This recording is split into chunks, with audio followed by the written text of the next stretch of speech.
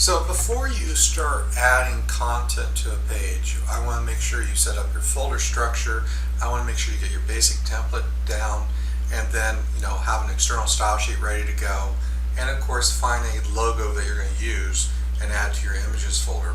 So really the first thing we need to look at is the folder structure on your computer, because it should mimic what it's going to be up on the web server. So we really want to set that up correctly in the first place. So in this case, I'm going to create a new folder in my 1145 folder, in my documents folder. I'm going to name it Project 1. Actually, I should name it Project 2. Name it. Now in Project 2, we want to have some other folders. So the first thing I want to suggest that you do is put in a CSS folder, and then put in an images folder. Because then you can basically bring everything that's categorized or organized in one area. Now we want to make sure in this folder we have our HTML page. Now in the first 2 weeks, in the data files I gave you, I did give you a template that you can actually start with. So the template's going to look like this: has doc type, HTML head, and then the body section, because all your page content is going to go into the body section. So what I'm going to do, you can open it up and then save it, and what I'm going to do is just take this into my documents folder, 1145, Project 2. I'm going to name, my home page is always named index.html. So keep it as index.html. That's your home page. Okay? And we're going to click on Save. Now, we want to also create an external style sheet. And we're not going to put any styles in it yet, but I want to create that document, so I'm going to create a new blank document. And I'm going to do a File, Save As. Again, make sure you go to the right folder, because a lot of times students don't pay attention to that aspect. And here we go, Documents, 1145, Project 2, CSS. And the key here is, don't put any uppercase letters. You can name it My Style. It doesn't matter in this sense. I'm just going to say Style, but you got to put the extension in .css. That is needed. Okay. So you can leave it blank at this time, but if we take a look at our folder structure, here's our index page. If I go to my CS, there's my style sheet. Now I'm going to make one modification to my home page, because I want to go and link to that style.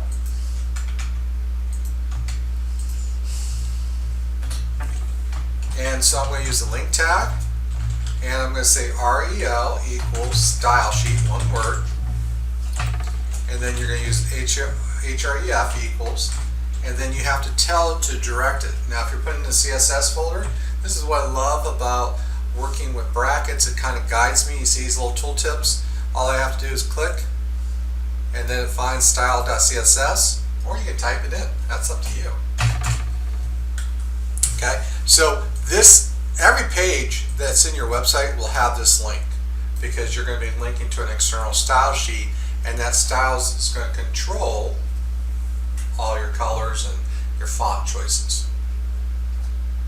So I made sure my folder structure is set up correctly. I have a basic page with the correct structure. I still have to modify that structure a little bit. I created my external style sheet. I need to find a logo. And the reason why I say I want you to find a logo now is because it helps with your color scheme. You want to match it up to your color scheme. And I know we don't add images till later, but I think it's important to put the logo in, because it helps form what you're trying to create. Okay, so if you're going in and you're working with something, I'm going to do, say if I'm going to create a website about the Minions, what I'm going to do is I'm going to go out and search for those images. And again, in the exercise, I talk about finding transparent images. So if I go in and I'm looking for Minions here, the key here in Google is to use the settings option and do advanced search, and make sure it says transparent, and this will try to help you find transparent images. Make sure it's a PNG, not a JPEG, not a WebP, image and so forth. And so usually all I do is I click on something. If I see a checkerboard around it, that's a good indication that it is a transparent. And if I right click and save image as, I want to make sure it says PNG. That's the case. Now what I do is once I download it, I'm going to move those images over into the folder. So I want to go in and I want to have in the images folder, you can copy and paste, you can drag and drop, that's all depends on how comfortable you are with that. But you want to get it pasted into there. So when it comes to the next step is to add content to your page. Now we're going to work with HTML. We're going to basically maybe add the logo in. Also maybe add some basic colors so we can see what my color scheme is and what it looks like. Because this is the point where if we take a look at the color you chose in your website plan, if it doesn't work, we can make a change for it before next week. That's the good thing. Now the key thing about your home page here is that when we start looking at this, I should be able to go in and figure out what the purpose of this website is by looking at my home page.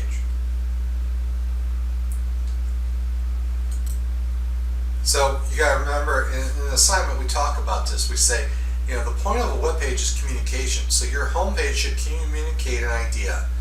What is this website all about? So I should be able to figure out with the title and some paragraphs of text what this purpose of this website is from on your home page. So that is an important aspect. So I should be able to figure that out. So what I want to do here is I'm just going to go back into my HTML page. Okay. First thing you always should do is when you work with pages, you got to change your title page.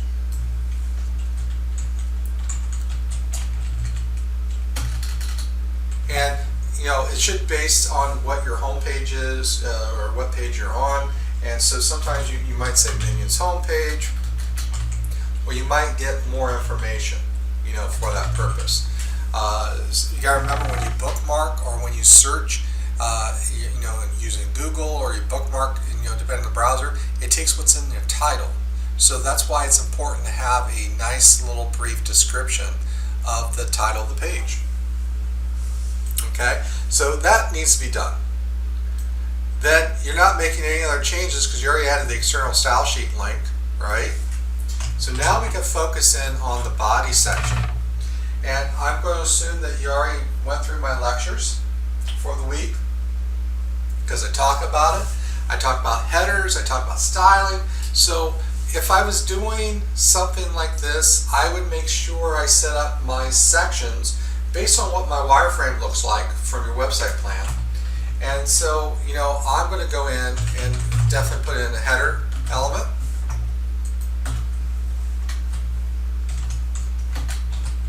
I'll put in my nav element.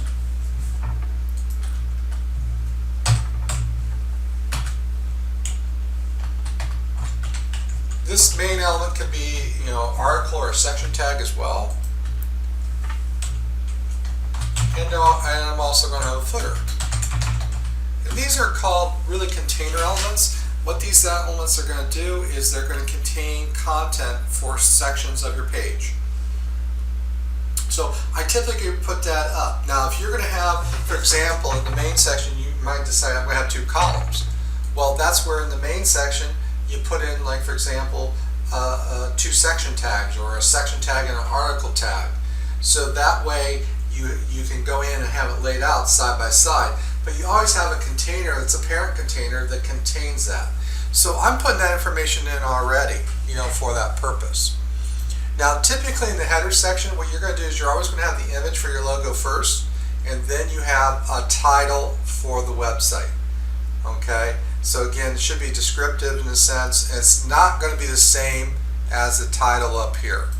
Okay, so always is comes the image for your logo. So if you found the image logo that you used, great. So what I'm going to do is I'm going to put in the source equals, and again I'm going to go to my images folder and then I only have one image there. Now, I also have to put in alternate text. Vision impaired readers have to have that to be able to read it.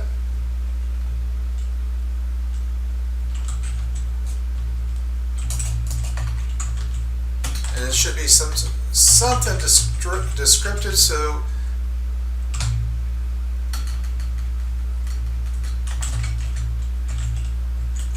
that you know what that design of the image is.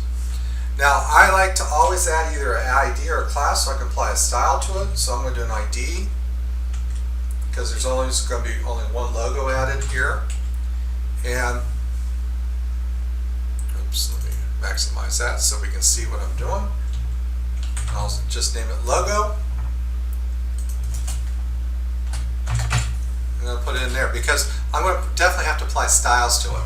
And really what I suggest is you test it out as you go. So when you put an image in, look at your web page.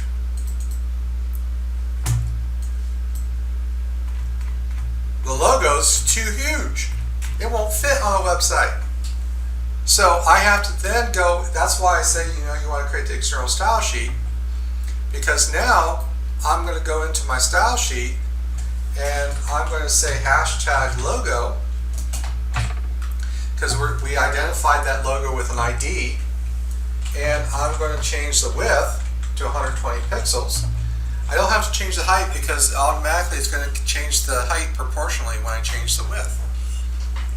Now, it doesn't mean that's the only thing I'm going to do, but I'm going to at least put that in, and let's refresh my page. And you can see the logo is smaller, easier to read. So now what I'm going to do is I'm going to put in, go back to my style sheet, I'm going to put in a heading. Your heading should always be H1 in your header section.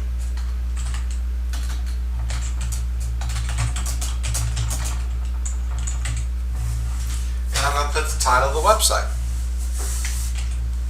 Now typically when we look at this again, I'm just going to go back over and I'm going to refresh my page. You'll see the text down below the image and not to the side. That's where styles come into play, and we talk about it in the lecture. Right now I'm not completely concerned with getting the text to the line to the right hand side. You can do that in another project if you want to, or you can do it now. But again, what I'm seeing here is I'm looking at, okay. Now, what I want to do though, is I want you to incorporate the color scheme and the font families that you chose in your website plan from the previous unit.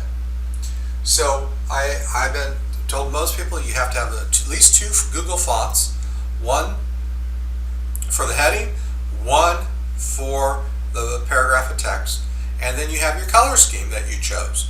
And you should have at least 3 colors that you're probably working with, okay? So one of the things I need to do before I start adding content, I want to make sure I have the fonts in. And the reason why is because if I don't, and I add it at the end, like after another unit or 2, then it throws off the layout of your page. So it's important to get the font choices in. Now in this case, I went and decided with the font choice, I want something more rounded because of the minion. See how it's a rounded head? So I want something more rounded to use for this. So I'm going to use a font called Fredoka 1, and the first thing I need to do is in my head section of the page, I need to add the paste over the 2 links. Again, this is part of Google Fonts we talked about in the previous unit. Okay, and then in the font family, or the font we got to bring over in a style sheet, in our font family, there's a thing with Google Fonts, and then I'm just going to put in, so we can see it, we're going to apply H1. You might want to apply this to all the headings, so we can say H2, H3 if we want to, and we can say font family, and then we just bring this over. Now when I do this,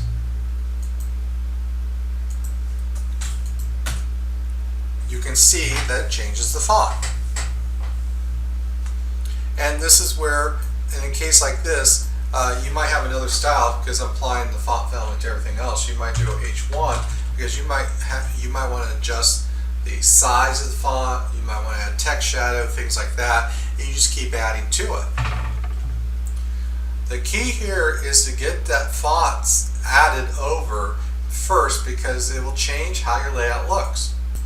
And of course, you want to make sure you get your paragraph of text, and I'm just going to replace these two links here, because I'm going to include two fonts instead in my selection, and one's going to be called Fredoka 1, the other one's going to be called Questria.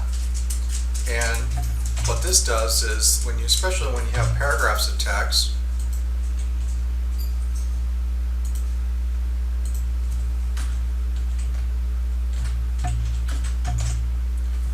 I'll have font family using that, and I can control the font size as well. So really it's important to get that font family that you chose and your font choices that you chose from the previous unit. Now let's just stop this video and work on another video that I'm going to just bring in more content and talk about the color scheme.